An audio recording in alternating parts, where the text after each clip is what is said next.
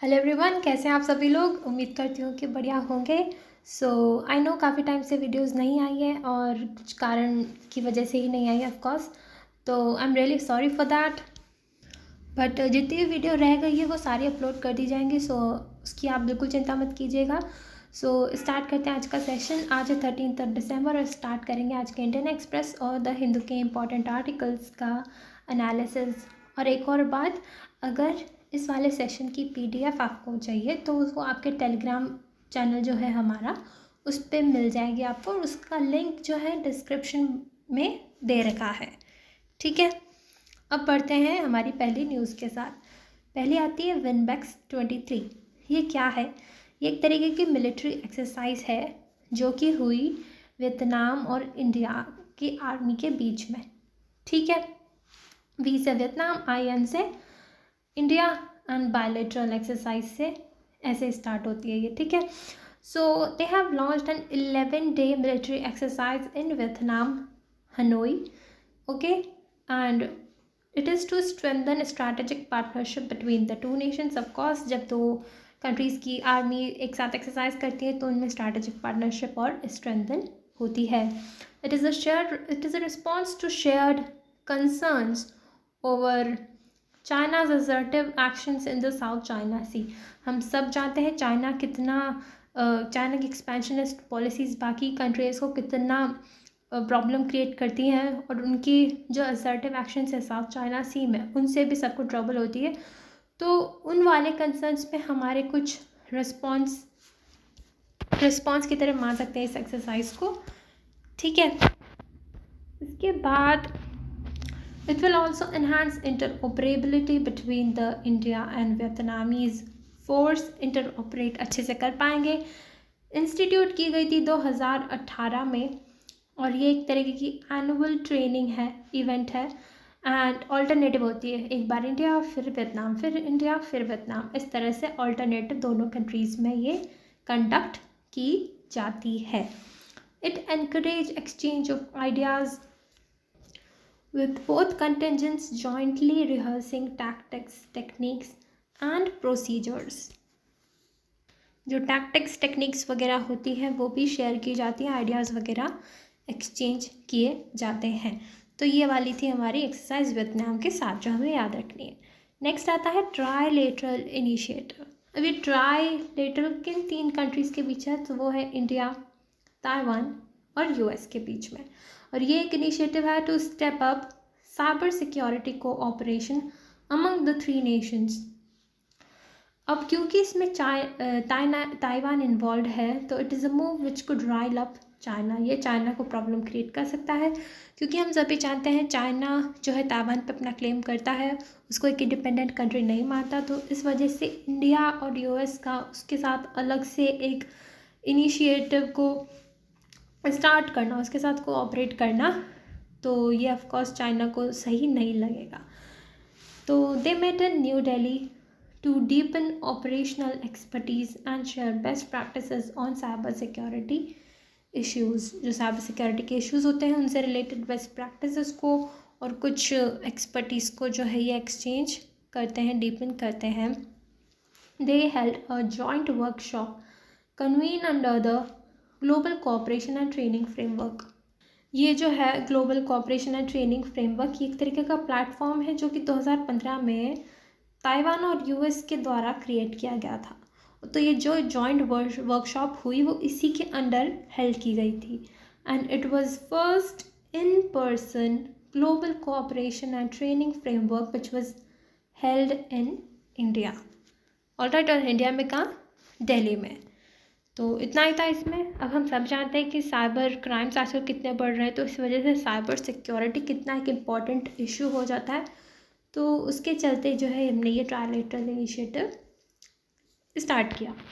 फिर बढ़ते हैं EUAI रेगुलेशन। जो यूरोपियन यूनियन है उन्होंने फाइनली कुछ कॉम्प्रिहेंसिव लॉज जो हैं उन तक पहुँचे हैं, जिससे कि आर्टिफिशियल इंटेलिजेंस को रेगुलेट किया जा सके। क्योंकि हम सब जानते हैं कि AI जो है उसका किस तरह से गलत इस्तेमाल भी किया जा सकता है। माना उसके बहुत सारे फ़ायदे हैं, लेकिन उसके बहुत सारे रिस्क भी हैं।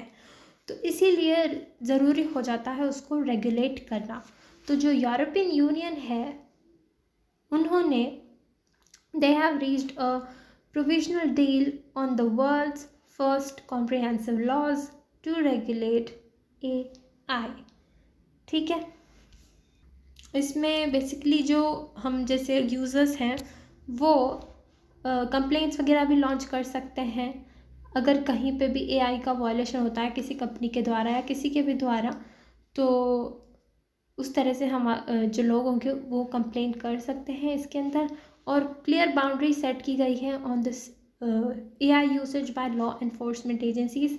जैसे कि मान लो कुछ लॉ एनफोर्समेंट एजेंसीज होती हैं, उनको काफ़ी ज़रूरत होती है कुछ टेक्नोलॉजीज़ की, जैसे कि फेस रिकग्निशन हो गया या फिर बाकी तरीके के जो एआई के यूसेजेस होते हैं, अब उनके काम को थोड़ा आसान बनाते हैं, तो उनके लिए थोड़े रिलैक्सेशन दी जाएगी। तो एक प्रॉपर क्लियर बाउंड्रीज इसमें सेट की गई है लॉ एनफोर्समेंट एजेंसीज़ के लिए, ठीक है।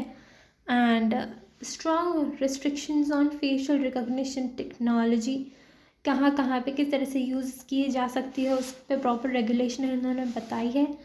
And AI manipulation of human behaviour are specified. हम सब जानते हैं किसी भी इमेज को या वीडियो को किस तरह से एआई का इस्तेमाल करके मैनिपुलेट किया जा सकता है, तो उन सब चीज़ों को रेगुलेट इस लॉ के द्वारा किया जा सकेगा। टफ पेनल्टीज़ का प्रोविज़न है for companies found breaking the rules. अगर कोई कंपनी किसी रूल को फॉलो नहीं करती है तो उसके अगेंस्ट ऑफ कोर्स पेनल्टीज़ लगाई जाएंगी। And limitations are there on the governments for the use of real time biometric surveillance in public areas allowed only in case of serious threats like terrorist attack. तो जो government भी है वो भी real time biometric surveillance तभी use कर पाएगी इसके अंतर्गत जब कोई सीरियस थ्रेट होगा, जैसे कि मान लो कोई अटैक होने वाला है टेररिस्ट के द्वारा या ऐसी कुछ बहुत सीरियस कंडीशन होगी, तभी जो है बायोमेट्रिक सर्वेलेंस गवर्नमेंट यूज़ कर सकती है। और इसमें इस एआई के एप्लीकेशंस की बात करें तो 4 रिस्क कैटेगरीज में इसमें बांटा गया है, जैसे कि बैंड एप्लीकेशंस हो गई। बैंड एप्लीकेशन में क्या कहेगा, mass scale facial recognition and behavioural control AI applications they are banned except for some law enforcement agencies. जैसा कि मैंने बताया लॉ एनफोर्समेंट एजेंसीज को कुछ एग्जाम्पशंस दी जाएगी। उसके बाद आता है हाई रिस्क एप्लीकेशंस। ये वाली जो एप्लीकेशंस होंगी ये कुछ सर्टिफिकेट के बाद जो है अलाउ की जा सकती हैं और मतलब उसमें ट्रांसपेरेंसी वगैरह के कुछ प्रोफेशंस होंगे जो फॉलो करने होंगे। इसमें आएगा जैसे कि कुछ एआई टूल्स जो उसकी सेल्फ ड्राइविंग कार्स को चलाने में काम आते हैं, वो इस वाली कैटेगरीज में आएंगे। फिर आते हैं मीडियम रिस्क एप्स। ये basically they are deployable without restrictions, बिना किसी रिस्ट्रिक्शंस के डिप्लॉय की जा सकती हैं, जैसे कि एआई चैट बॉट हो गई, generative AI chat bot with explicit disclosure to users about AI interaction, transparency obligations and detailed tech documentation। कुछ यूज़र्स को डिस्क्लोजर वगैरह करने होंगे इन वाली ऐप्स के लिए। एंड जो लो रिस्क ऐप्स हैं वो विद ट्रांसपेरेंसी ऑब्लिगेशंस होंगी, उसमें कुछ वो उनको फॉलो करनी होगी। सो EU law, European union law could become the blueprint for other governments. तो ये जो कुछ प्रोविजंस डिसाइड किए जा रहे हैं इनको लॉ में इंक्लूड करने के लिए, ये एक तरीके का ब्लूप्रिंट काम करेगा बाकी गवर्नमेंट्स के लिए भी कि किस तरह से काम करता है, कितना इफेक्टिव होता है। उस हिसाब से बाकी कंट्रीज़ भी जो हैं एआई को रेगुलेट करने के लिए लॉज लेके आ सकती हैं, ठीक है। नेक्स्ट आता है एंथ्रैक्स डिजीज़। अभी एंथ्रैक्स डिजीज़ का आउटब्रेक हुआ अफ्रीका में।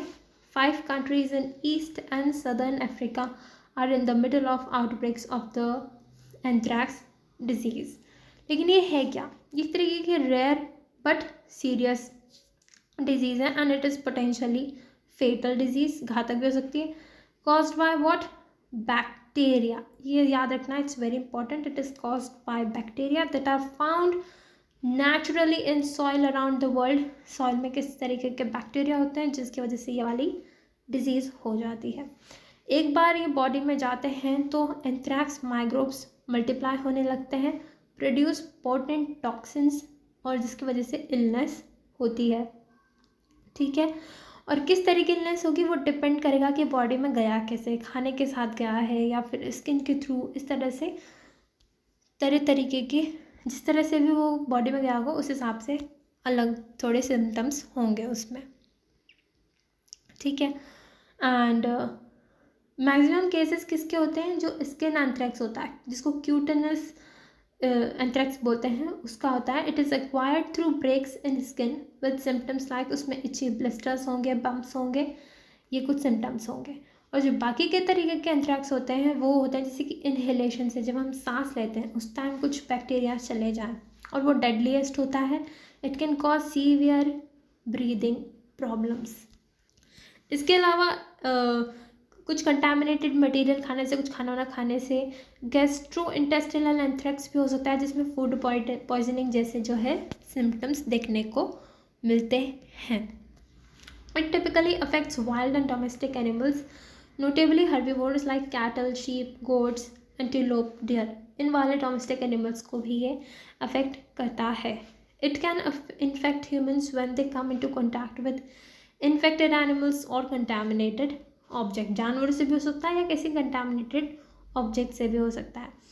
कंटेजियस तो नहीं है, ट्रांसमिशन इसका रेयर ही होता है वैसे तो। एंड इसमें होता क्या है ना, जो ये एंथ्रेक्स बैक्टीरिया होता है, they are capable of forming hard protective shells. ठीक है, जिन्हें बोलते हैं स्पोर्स।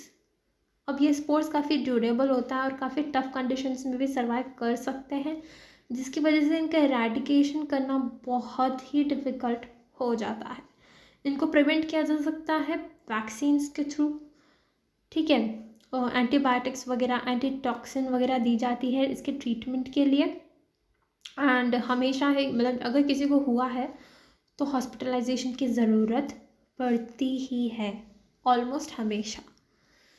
सो ये बात थी इसमें। I hope this session helps you in some veg.